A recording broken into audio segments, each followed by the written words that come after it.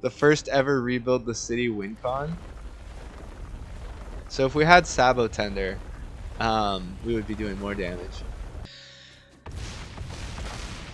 That was kind of a lot of damage. Probably should have calced it.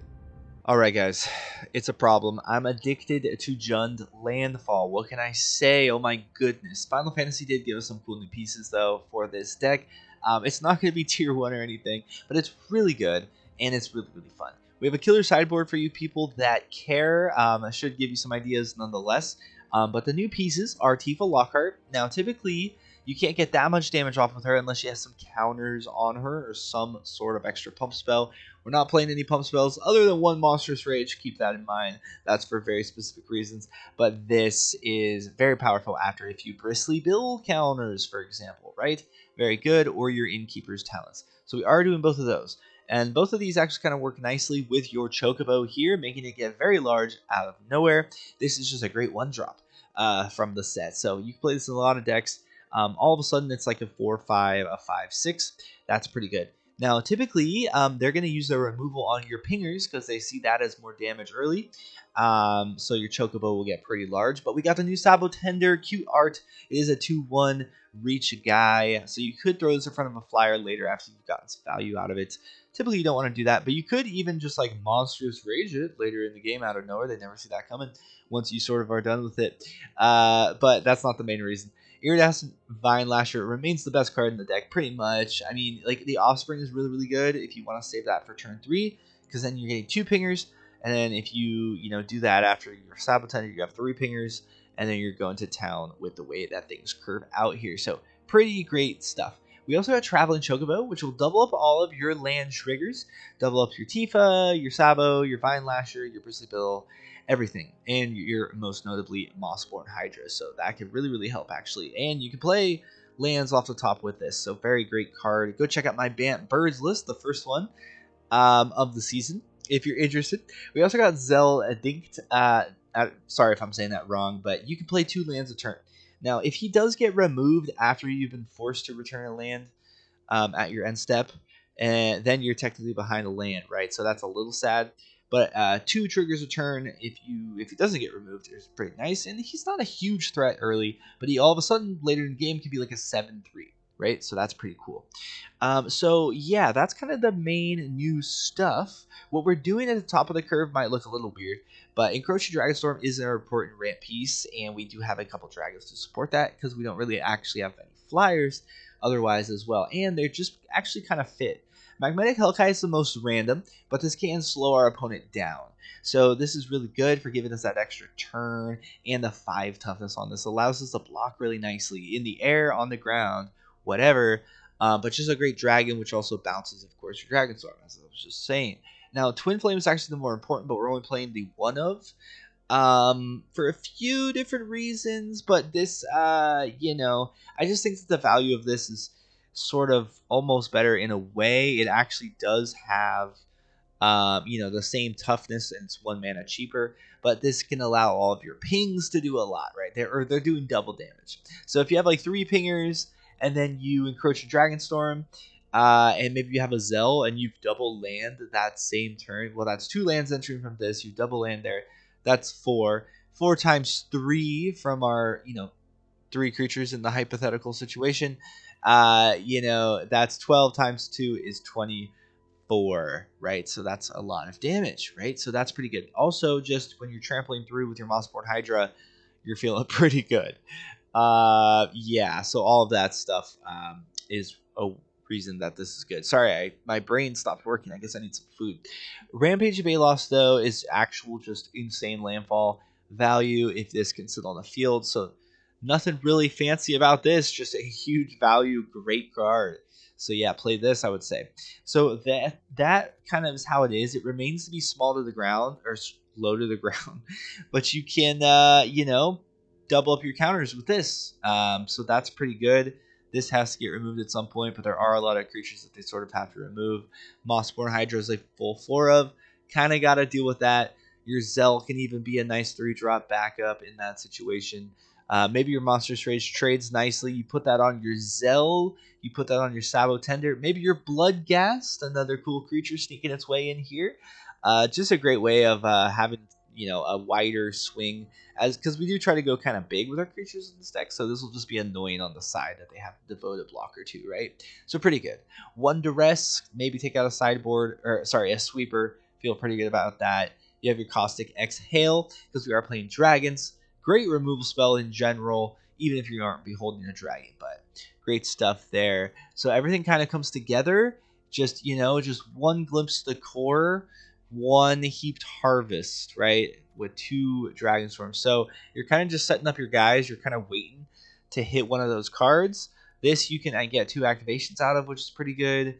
And once you finally get this, you're kind of in business, because potentially you'll get one of your 3 dragons, statistically speaking, at that point in the game, hopefully, maybe. So that's the idea, as you sort of just, again, rely on the raw value of the guys, right? So let's talk about the sideboard and then the lands really quick. So Duress, you're going to need these.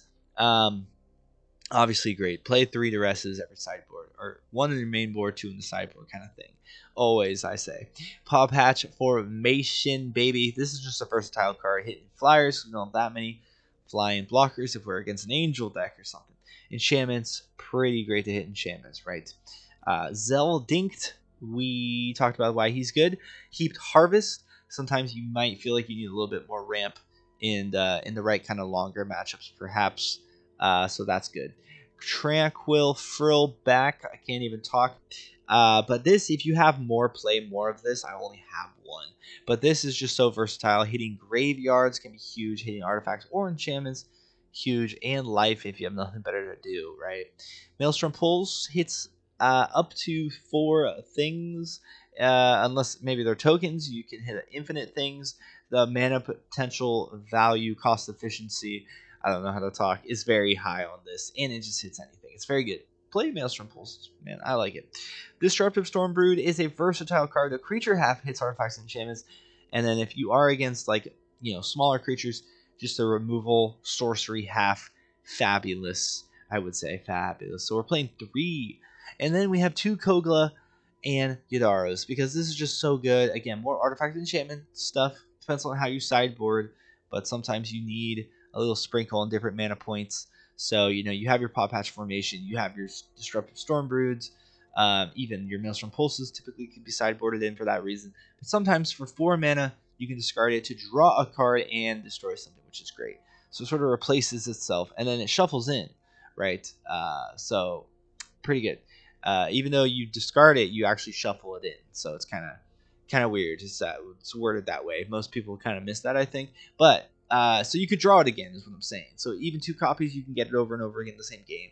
And the Trample and Haste is really relevant for just closing the game, and it's a fight spell, removal spell, because we don't have that much interaction otherwise, right? And then Rebuild the City. So this, you'll see, I'm not sure if I'm putting that clip in the video, but we do actually win a game with this, because you'll make like 3 copies of land, which is a lot of land, entering at once. It's kind of funny. And when you're double spelling with maybe your Zell and maybe you Fabled Passage that same turn, you're doing a lot of damage out of nowhere. And it's just funny because you do get like 3 creatures out of nowhere as well. They can't swing that turn, but they're there, so you can take advantage of blockers if you go all out, I guess, if you don't happen to end the game. So pretty cool. And just a fun deck to play. Starting Town is really good because obviously very, very good, but you don't want to take too much damage from the life, because again, we don't have that much interaction. But Fabled Passage is fabulous for double triggering.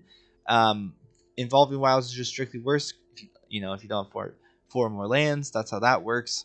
If you're new to the game or whatever. But we're just playing 5 copies of fetch lands, because we are doing verges, right? So you do actually want to have the actual creature types. Like these are mountains and forests, so that'll make your verge online regardless. It'll also, of course, trigger your other ones, like we're doing verge here, swamp and forest, right? We have a verge here, and again, a surveil of each kind. So I hope that's making sense. And then we have a creature land of each kind. So fence here, very good. The creature lands are very relevant in this deck because we are having a lot of mana. If the game goes long, And yeah, Restless Ridgeline, pretty good on tapping a big boy, right? So pretty cool stuff.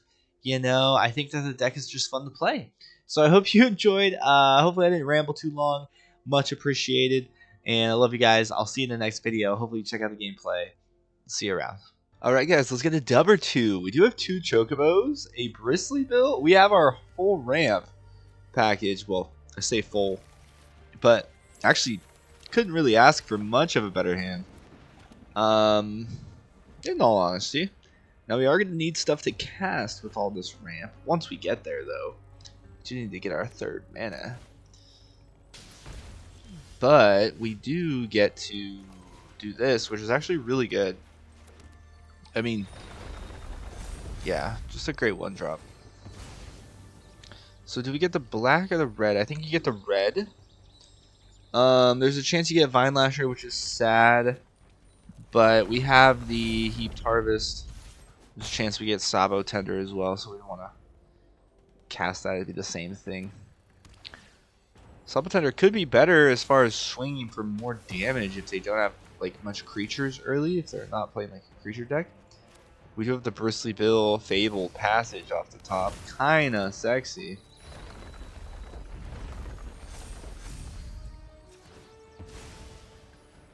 I don't want to go too big on Chocobo. Let's get the black now, I suppose. Oh, whoops. I wanted to, I messed that up. I wanted to put 1 counter on Bristly Bill. Especially given that we have another one.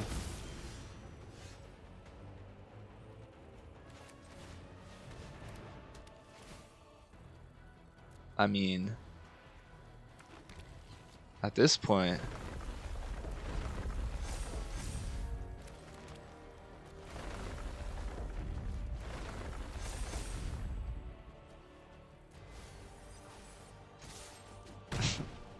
I almost thought we had it there. Sorry, I just totally got so focused. I totally miscounted and was like, wait, did we just really win like that? It's actually kind of insane if we did. Alright, that makes sense, but we kind of had to do it, right? Now, they might have another board wipe. So do we double creature? I think we do. And then if we get board wiped, then I just quit and don't put it in the video, right? Just kidding. No, I mean sometimes. Just kind of a lame game like that. It's like, yeah, okay. Hey, we got him. The Tifa was looking deadly there.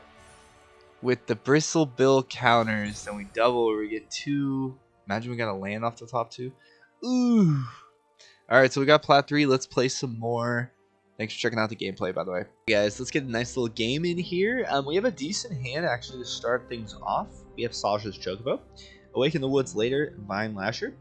We do not have the black though, which is gonna be okay because we want an offspring anyway.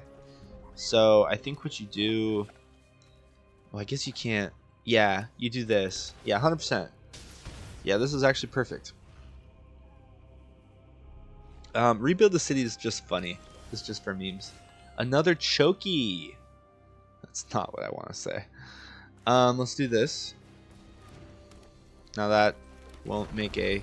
So that's actually the thing about the lands. Where you think I'd have more fetch lands and stuff. But you need to... Yeah. Sorry. I don't know what I was thinking about. You need to make sure that you can curve nicely. And just lay your different color stuff. Like Sabotender demands red on turn 2. If you want to get it down on turn 2, right? Like stuff like that. So...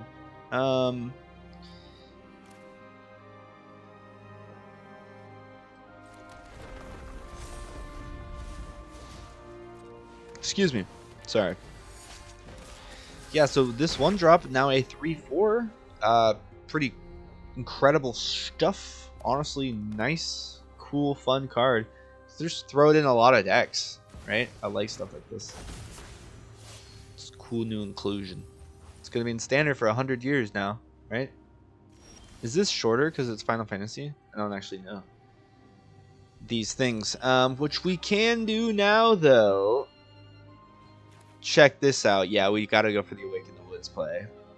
I think we just start driving it in before they can even do their gruel stuff. I probably should have read this card, by the way. I gotta eat more food. That's what's going on. So that is a big amount of stuff. Okay, so I thought that would get bigger. I guess not. So we swing with this. So when this enters, you mill 5. You put an enchantment card, which is why they grab their Overlord. I get it. You can exile it. When it does, you create copies for the first 3 phases. You create copies of the enchantment.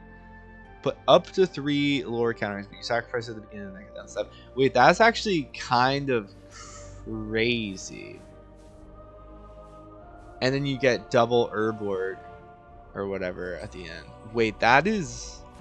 You get a 6/6 flyer for a decent while. That's crazy, actually. So they lay their Overlords. So what we can do is this. So we'll target this. Okay. The first ever rebuild the city win con. So if we had Sabotender, we would be doing more damage. But our Chocobo's gonna get big, and we connect with just the lizards, I think. Oh no, they only go to 4. Oh no, but we do this. Right?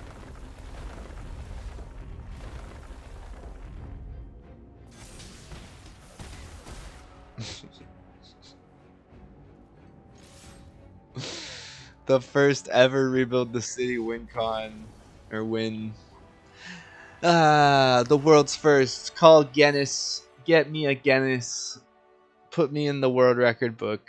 Alright guys. So that was cool. I mean, like, we had a 10 power 1 drop.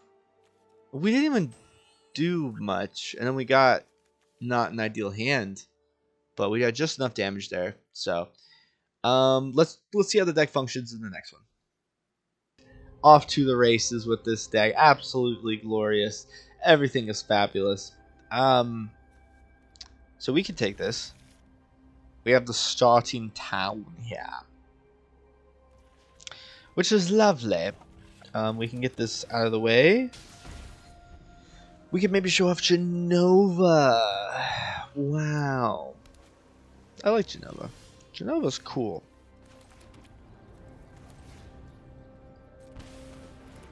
I like starting town. It's a cool design. It's very cool.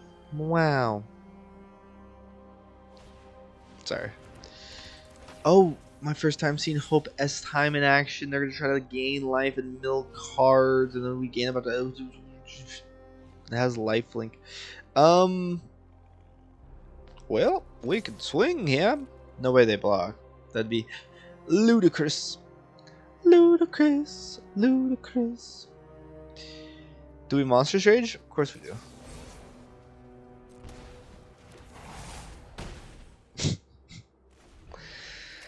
I mean, we have nothing better to do, so we have to assert dominance in moments of panic. Why did I take this hand? Why, oh why did I take this hand? Why, oh why? Oh, I see, I see. Oh, I almost gooped that. So we do this.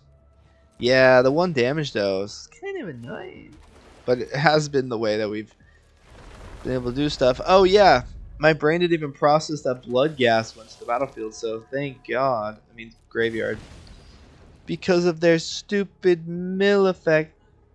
Part of me thinks I keep this on the top so that we don't get milled out. So they're going to mill us, and we want them to mill us into a land. Right? Yes.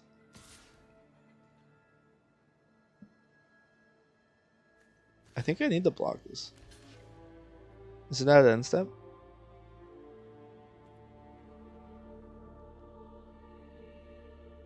Now I regret keeping that there. No, we're gonna say no. We're gonna say no. For now. Ha ha ha. I am a shining blade in the dark. Karma on me! Darn. Wasn't the mana. Wasn't a mana, no. It wasn't a mana. So I don't want to lose Sabo. They're gonna block Sabo. So let's just do that. They don't block that. I thought they would. So we have to do this. It doesn't look great, but it's all we can do. It's all we can do, I say. It's what I say to you. It's what I say. Oi, oi, oi, oi, oi, oi.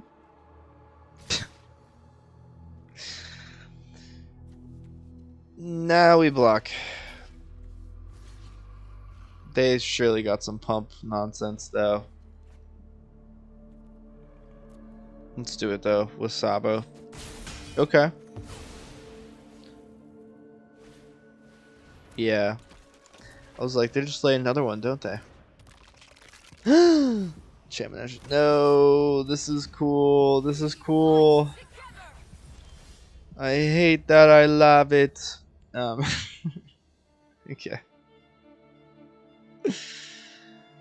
I mean, we could Genove onto Bloodghast.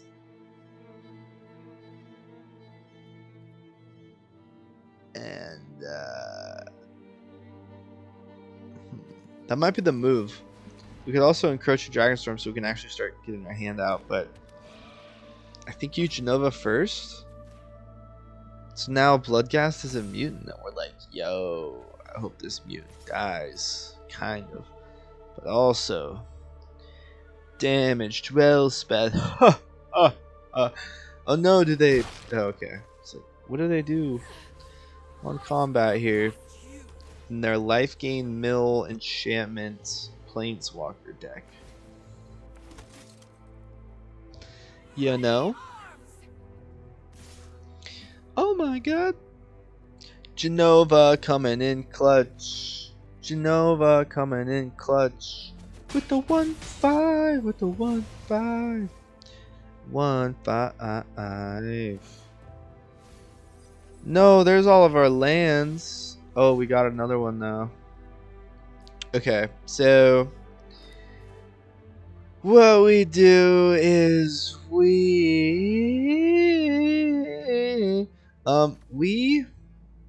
can do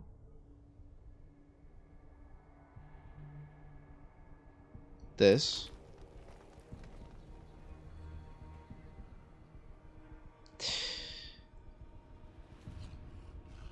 I don't know why I want to cast this right now, but what are you going to do? You're going to counter this? Maybe it'll educate me on who I put the counters on. No, but we're going to put it on the land and then swim with the land, right?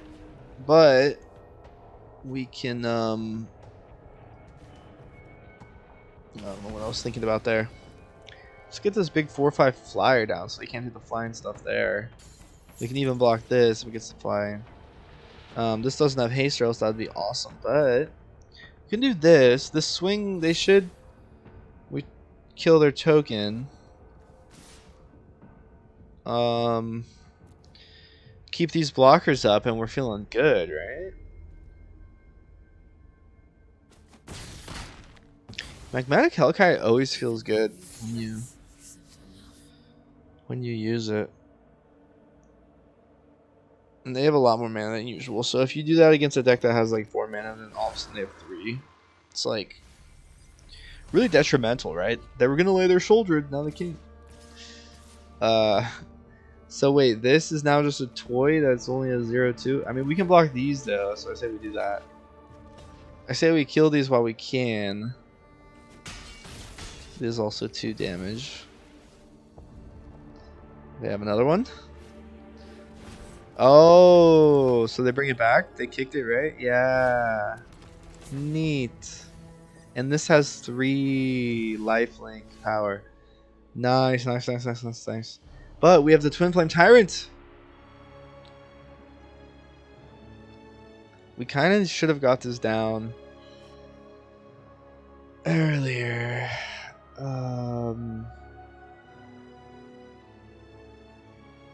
Do we just get the Twinflame Tyrant down? I think we do. Swing.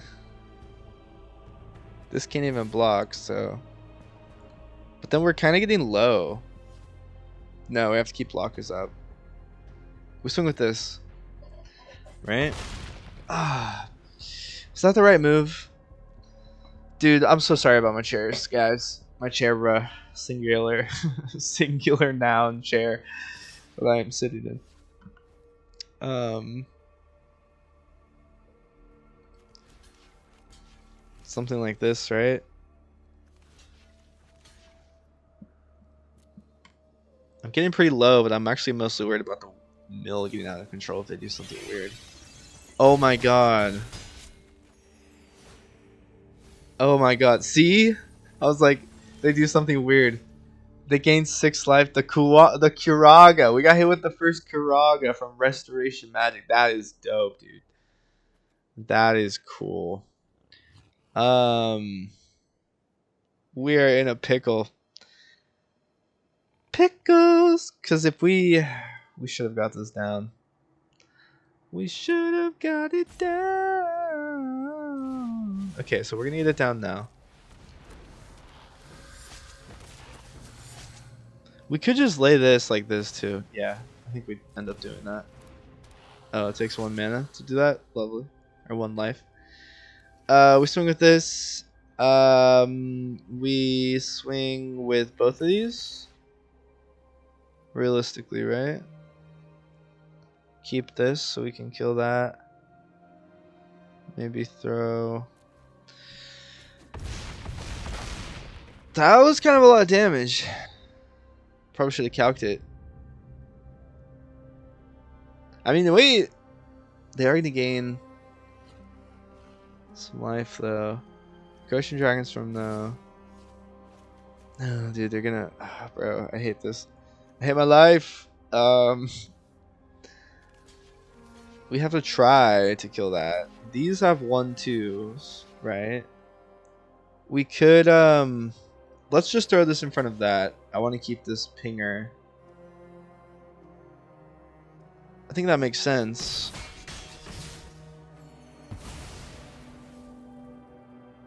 But they just lay another one? Oh no, they had no. Dude, this is kind of good. That's kind of good. That's cool. That's cool. It's 7. So we're not dead. Oh my god. And we have all these pingers. So now we Encroaching Dragonstorm. Right? What? Search your library. I forgot I had no library. Dude. That's actually so funny for like no reason. Wow. I guess either way though.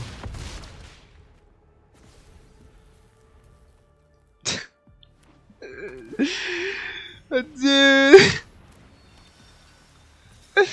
I'm so smart. Oh my god, dude, I should probably eat food. Oh, I should probably eat food. Well,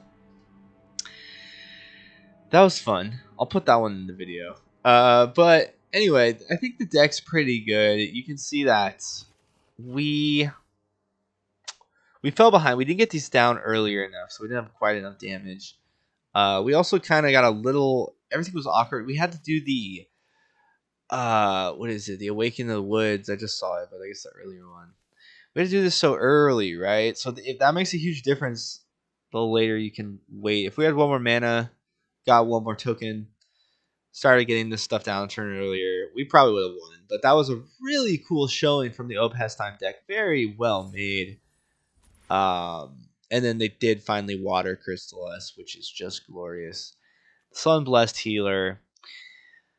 Very cool. This is just insane, by the way, because the way that this works too, I mean, that's crazy because they're 1,400,000.